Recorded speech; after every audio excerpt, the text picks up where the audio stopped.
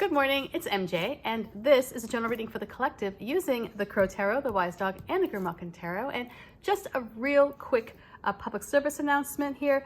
The complete guidebook for the Crow Tarot, I placed the order on Saturday, so if you want to get in on this first round of orders that I place with the printer, please do that before Saturday morning, as that is when I'm going to be placing the order, and that's when the pre-order ends. So if you'd like to do that, awesome.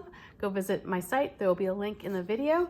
Another service announcement for those in the Seattle area who have been waiting for the Splintered Wand to open. I am with you. Oh my God, it's going to be a pub slash wand shop.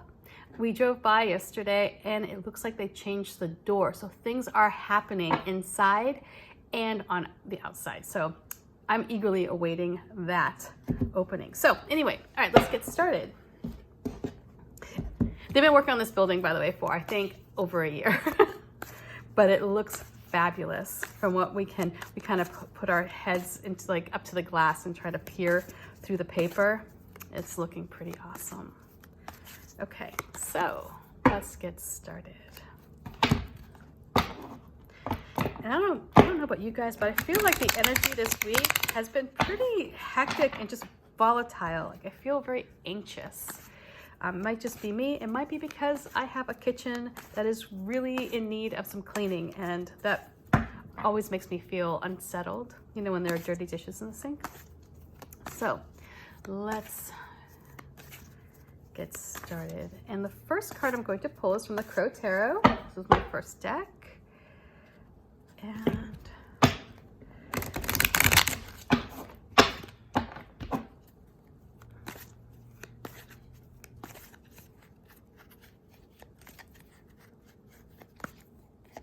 we start off with the King of Wands. Didn't we have the Queen of Wands yesterday? I'll have to go back and look at my video. Or it may have been for a private reading. Sometimes I get them confused because I do them around the same time. I do these videos around the same time. So anyway, let's talk about this King of Wands.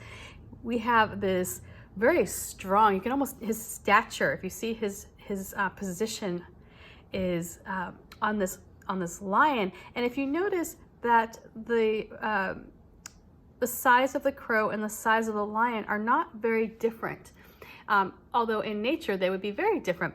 It is just to amplify that idea that this crow is very powerful, that he's not competing with the lion in any way, or there's no competition. It's that he is one with the lion, that he is on par. He's an equal with the lion.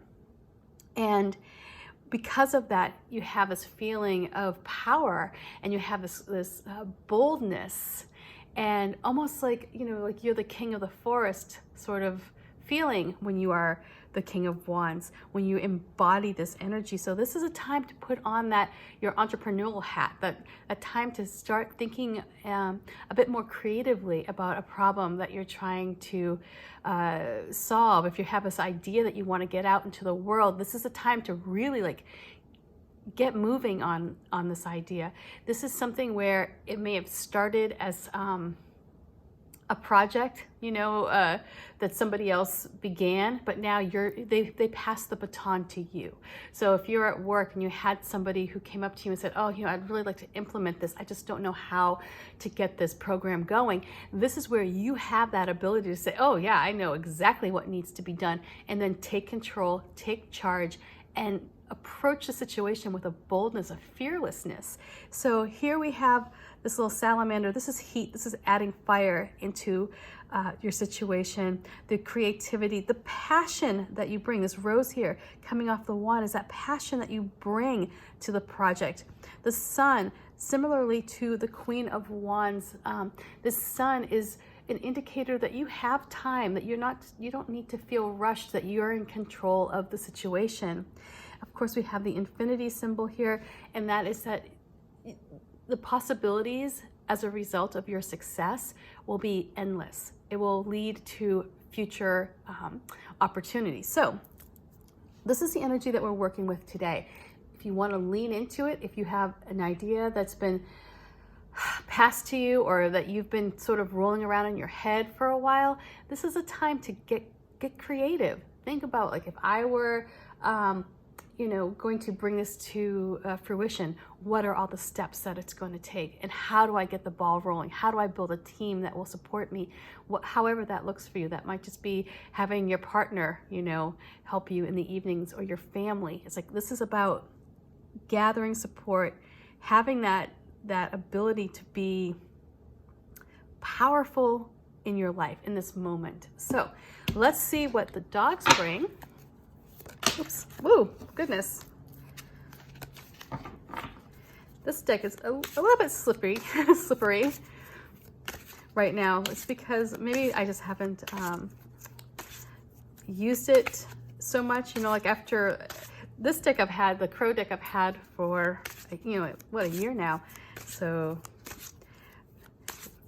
maybe that's part of it. But I do love the way it shuffles. Okay.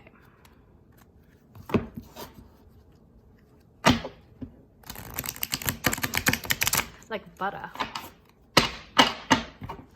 Okay, let's see here.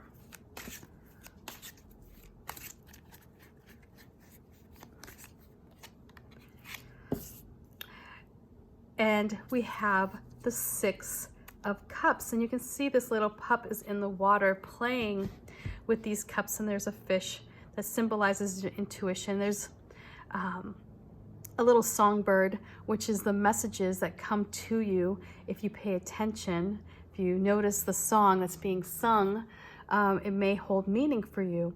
The flowers here are forget-me-nots, and those are to represent the past and memories that make you feel good, that make you feel warm and fuzzy on the inside, that bring back or conjure in your mind a time that you were free and you were able to play and you were able to just hang out in the kiddie pool and splash around for a little while and not worry about what's happening in this adult world that we live in. And so here, when you have this power of the King of Wands, what's happening is you're going to attract perhaps a playfulness. You're going to tap into your inner child. You're going to let that inner child come out and experience, you know, some good things in life, whether that be, you know, some downtime, a vacation. It could be just taking a weekend to do whatever you want to do that brings you joy, that makes your heart feel good. So however this looks for you, this could be the reward that you get. It could be that when you're in this state of creating, you automatically connect with your inner child. I know when I'm creating, I forget that I am, you know, a middle-aged lady with responsibilities. I literally get tunnel vision. The crows are outside. Do you agree with that, Crow? Okay. And when, you know, when I'm in this state of flow, that's what you get here. It's like you get into this state of flow. And you can see that with the water around this little pup's feet. It's like a pleasant energy, a pleasant rhythm that comes with the Six of Cups here with the wise dog. So think about when you're in this place of creating, of controlling a situation. Are you able to kind of allow yourself to feel at ease? Are you able to allow yourself to connect with play, with a feeling of play, you know, or is it really just work? You know, you'll be more successful if you're enjoying the process here. And that's what I'm getting. This is where you need to sort of bring these two together and find that space where the energy of the King of Wands and the Six of Cups overlap. So let's see what the cats bring to us.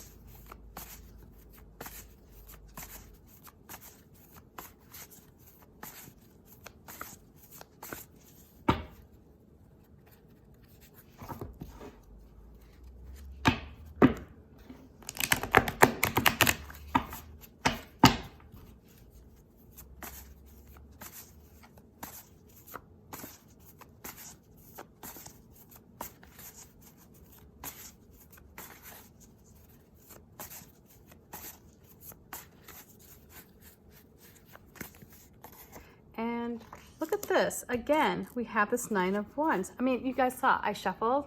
I pull from random spots in the deck.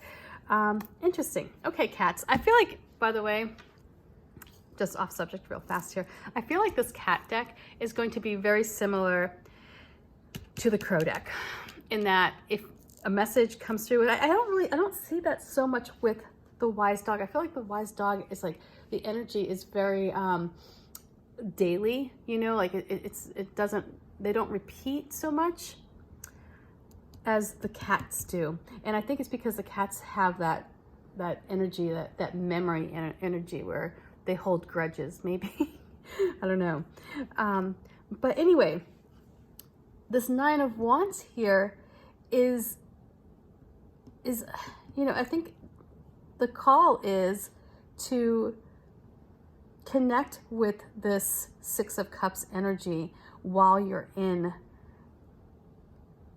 the place of the King of Wands, because that is what is going to help you rest. It's what is going to help you not take this final step so seriously that you forget to enjoy the process. You know, if you approach it from a place of just like go, go, go, charge, charge, charge, and sometimes the King of Wands can slip into a state of arrogance and entitlement.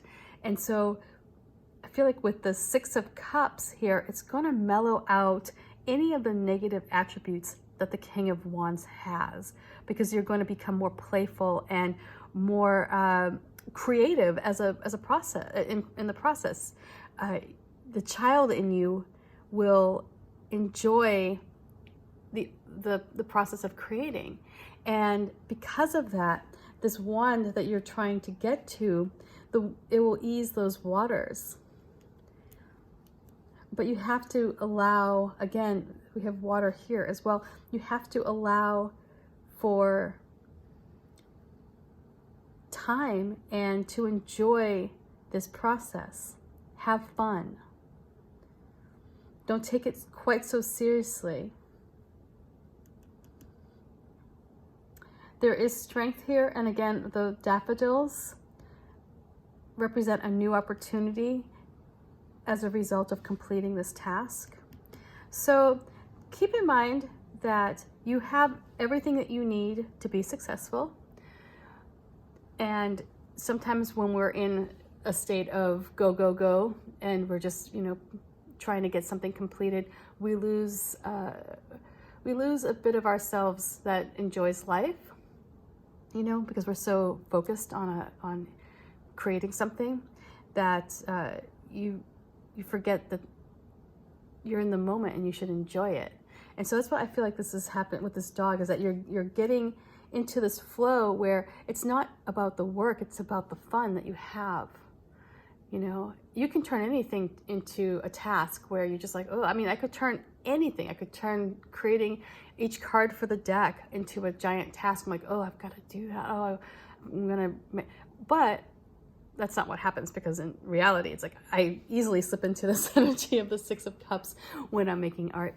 But whatever it is that whatever problem you're solving, try to find the fun in it.